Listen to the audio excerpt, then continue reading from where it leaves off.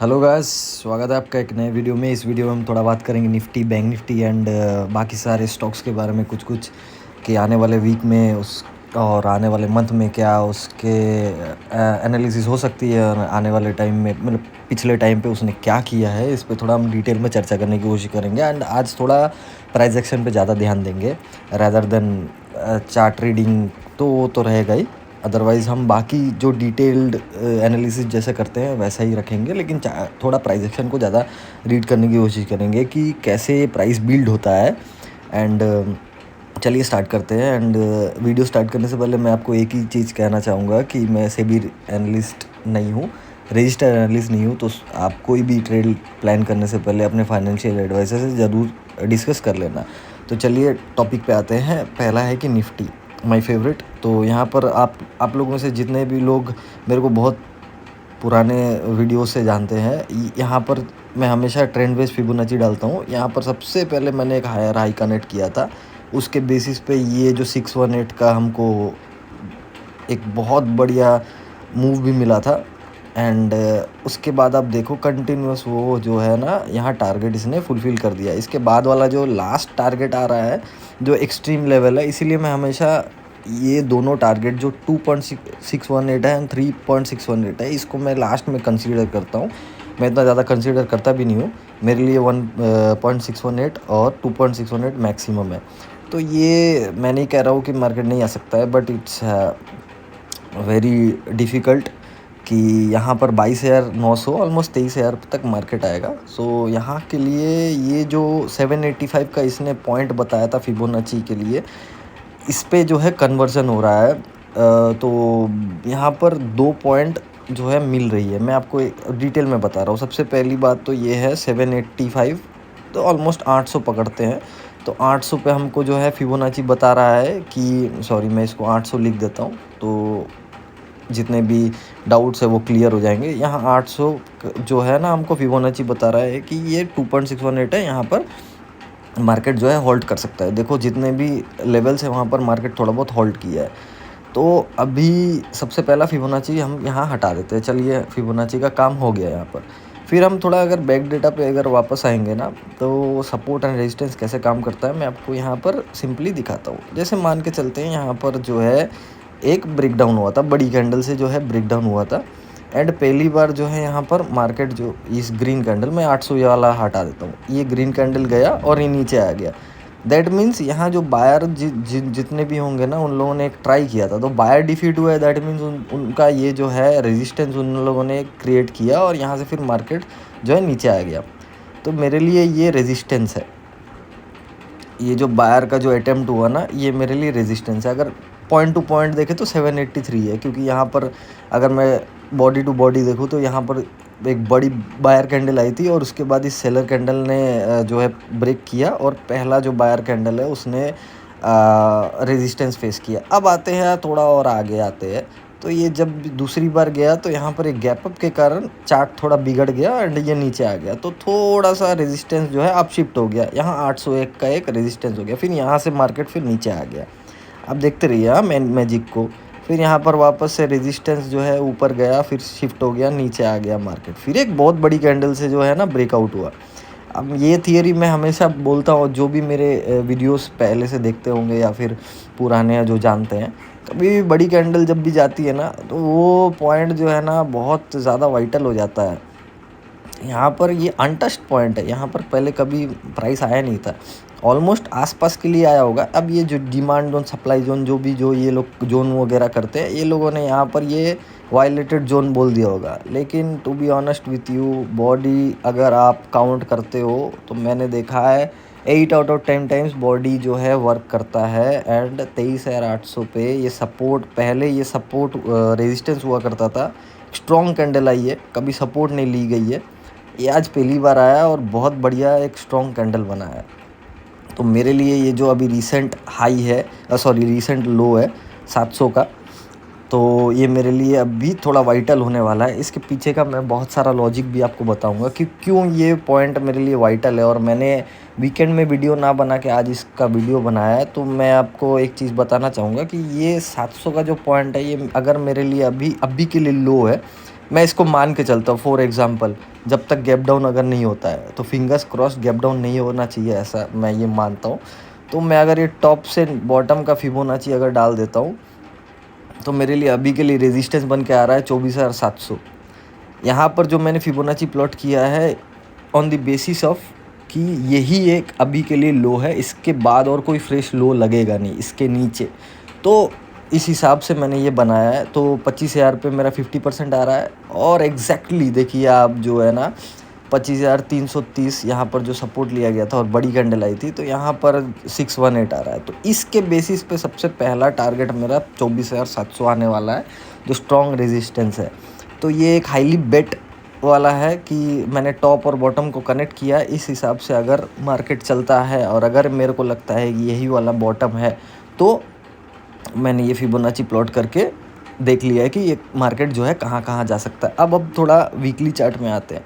Weekly chart में भी आपको मैं एक मैजिक दिखाता हूँ। वीकली चार्ट में अब देखो, ये पॉइंट से ना मार्केट जो है काफ़ी घूमा था।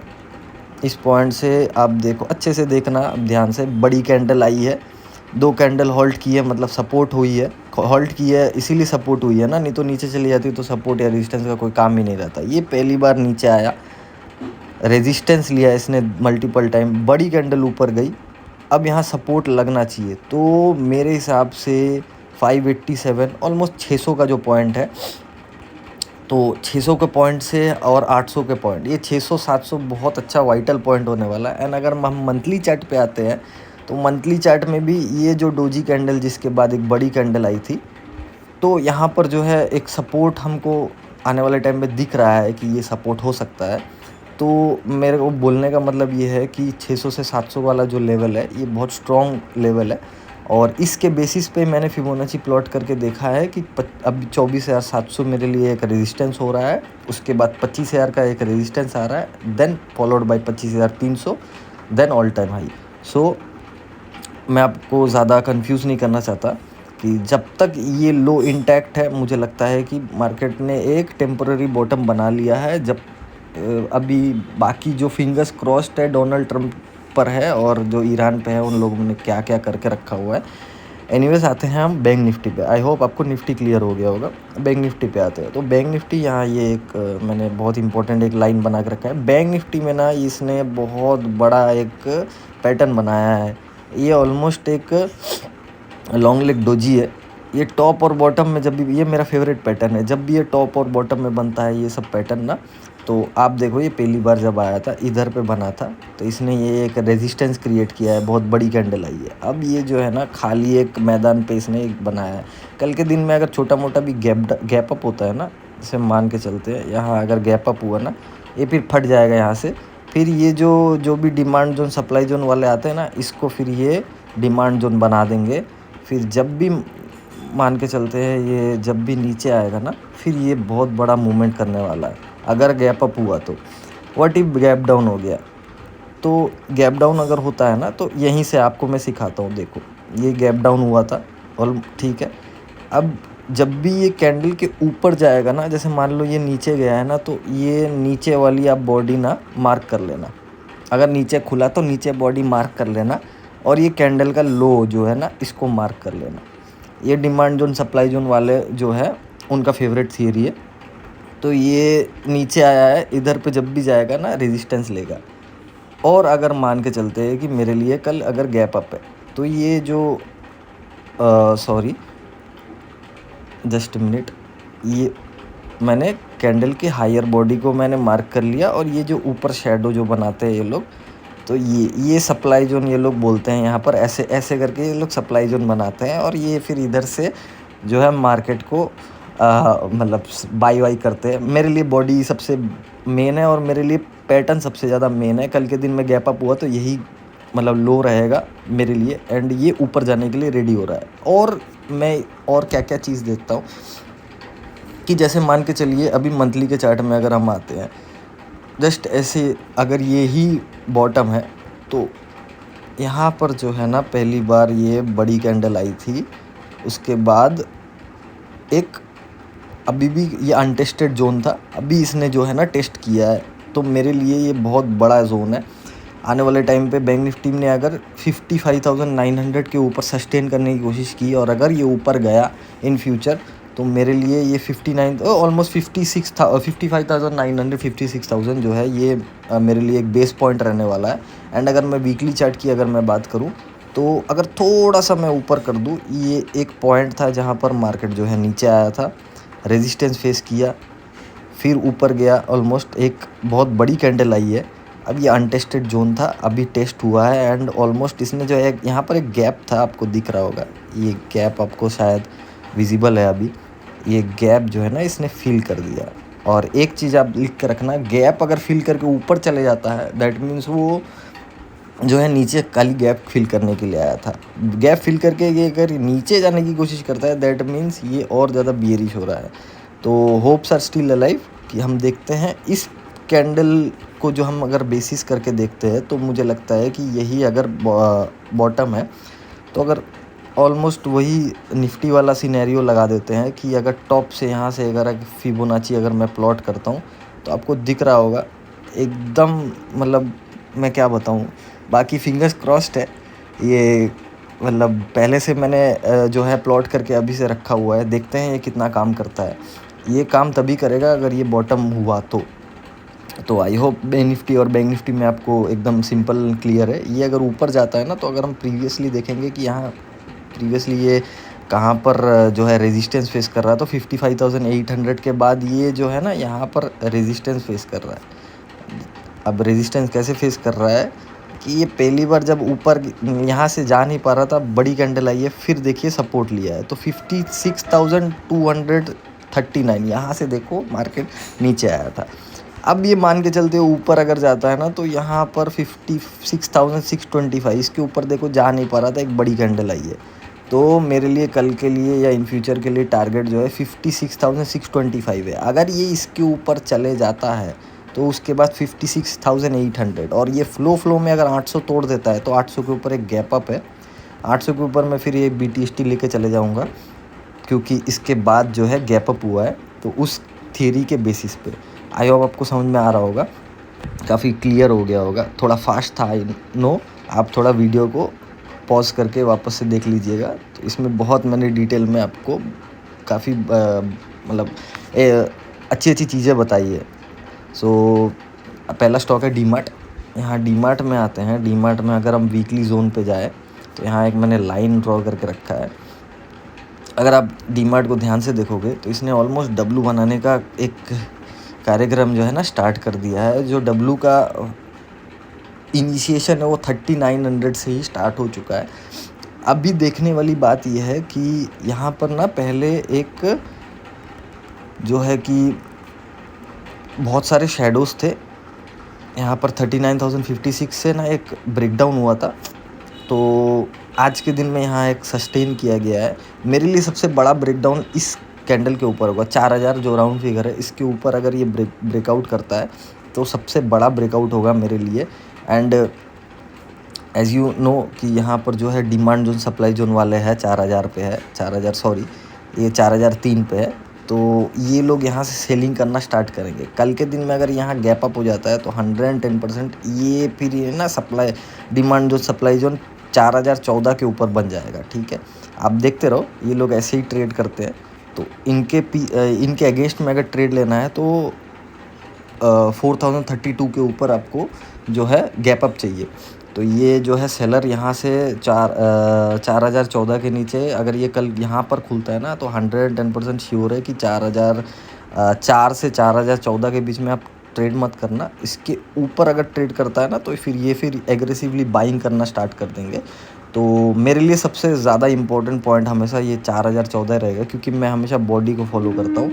मेरे लिए वो वीक वगैरह उतना ज़्यादा इम्पोर्टेंट है नहीं, क्योंकि एज़ यू कैन सी यहाँ पर ना ये अगर कभी नीचे भी आता है तो ये 39,044, अगर ये कल नीचे भी आता है ना, या फिर ये डिमांड जोन सप्लाई जोन जो भी है इधर से अगर ये नीचे भी आता है, तो मुझे लगता है इन फ्यूचर पे ऐसे करते हुए ना ऊपर चले जाएगा। सो इसका थोड़ा आप ख्याल रखना। तो एनीवेज हम दूसरे स्टॉक की चर्चा करते हैं। सबसे पहला है मारुति है, दूसरा है सॉरी। तो मारुति जो है ना एक मंथली जोन पे आया है, ये मंथली जोन है और यहाँ पर एक गैप है। तो ये 13,400 से 12,900 के बीच में अगर ये यहाँ अगर नहीं आता है, यहाँ से घूम जाता है एनीवेज, तो 13,800 के ऊपर एग्रेसिवली बाई करेंगे और मैं करूँगा। एंड अगर 15 मिनट के चार्ट पे देखते हैं तो कल इंट्राडे में अगर ये 13,520 या जैसे मान के चलिए आज एक ब्रेकआउट होने को रह गया, तो इस शैडो के ऊपर हम देखते हैं कि 13,550 के ऊपर अगर ये जाता है तो मुझे लगता है पहला टारगेट 600 का होना चाहिए 50 पॉइंट का, एंड उसके बाद ये 700 के ऊपर ये फिर फ्री टू फ्लाई है। और अगर गैप अप भी अगर हो जाता है ऑलमोस्ट 650 के करीब तो थोड़ा देखना पड़ेगा। एंड आने वाले टाइम में ये 14,000 या फिर उसके ऊपर भी मुझे दिख सकता है।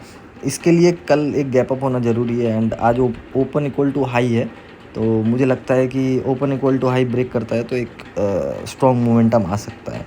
तो नेक्स्ट स्टॉक है यात्रा करके एक स्टॉक है, इसको मैं फॉर द स्टडी पर्पस मैंने रखा हुआ है। ये काइंड ऑफ डब्लू बना रहा है, बट यहाँ पर जो है मंथली चार्ट पे ये एक स्ट्रॉन्ग जोन पर आया हुआ है। अगर मैं इसकी बात करूँ तो अगर आप यहाँ देख रहे हो कि ये 100 पे जो साइकोलॉजिकल नंबर है 100, यहाँ से एक बड़ी कैंडल गई थी एंड फिर अभी ये जो है ना सपोर्ट लेने के लिए आया है। तो मेरे लिए सबसे वाइटल और इंटरेस्टिंग पॉइंट होगा कि ये जो है इस डोजी के ऊपर जाना स्टार्ट कर दे 122 के ऊपर अगले 3 दिन में, अगले 2 से 3 दिन में वीकली जो चार्ट जो क्लोज़ होने वाला है। तो सबसे इंटरेस्टिंग बात ये होगी कि आज एक बायर सेलर का फाइट हुआ है, काइंड ऑफ दोनों ही अगर मैं देख लूँ तो डोजी टाइप ऑफ है। आज का थोड़ा बड़ा है लेकिन मैं डोजी ही मानूंगा इसको। तो 114 115 के ऊपर जाता है ना तो मुझे लगता है कल एक बहुत बड़ा मोमेंटम आने वाला है। लेकिन अगर ये 103 के नीचे गया तो ये फेल होने की क्राइटेरिया में आ जाएगा, क्योंकि जो है यहाँ बायर मतलब सेलर जो है ना यहाँ पर एक्यूमुलेट करा रहे हैं।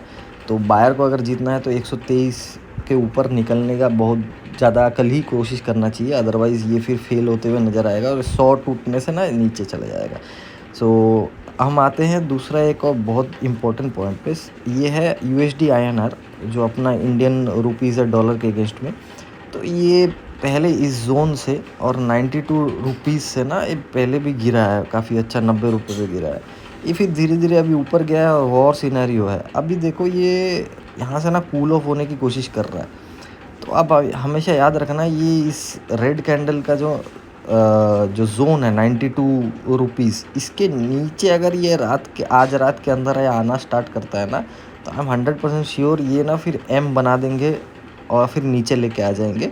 एंड अगर डॉलर जो है इंडियन रुपीस के हिसाब से ये अगर आज के लिए टॉप बना रहा है देन हमारा इक्विटी मार्केट बॉटम बना देगा। तो इसीलिए इतना इम्पोर्टेंट जो वीडियो आज के दिन में बना रहा हूँ मैं, आई होप आपको अच्छा लगेगा एंड उस हिसाब से आप अपना फ्यूचर के इन्वेस्टमेंट बेट्स को प्लान कर सकते हैं। एंड कोई भी SIP बंद मत करना, क्योंकि अभी के टाइम पे आपको SIP सबसे सस्ते भाव पे मिलेंगे। SIP को जो है अच्छे मार्केट में नहीं ख़रीदा जाता है, बुरे मार्केट में ज़्यादा ख़रीदा जाता है, क्योंकि NAV आपको सस्ता मिलेगा। यही अभी अगर आप 24,000 पे लेते हो SIP, यही चीज़ अगर 26,000 पे जाएगा ना तो आपको बहुत अच्छा रिटर्न मिलेगा। So think smartly and I hope आपको आने वाला वीक जो है अच्छा जाए। एंड कल निफ्टी का एक्सपायरी है तो थोड़ा स्मार्टली प्ले करना, क्योंकि मुझे लगता है कि कल वीक्स को बहुत अच्छे से गिराएंगे एंड कल जो है जीरो हीरो वालों को पकड़ के पीटा जाएगा। तो आपका आने वाला वीक अच्छा जाए आई होप। एंड बाकी कल के लिए आपको गुड लक।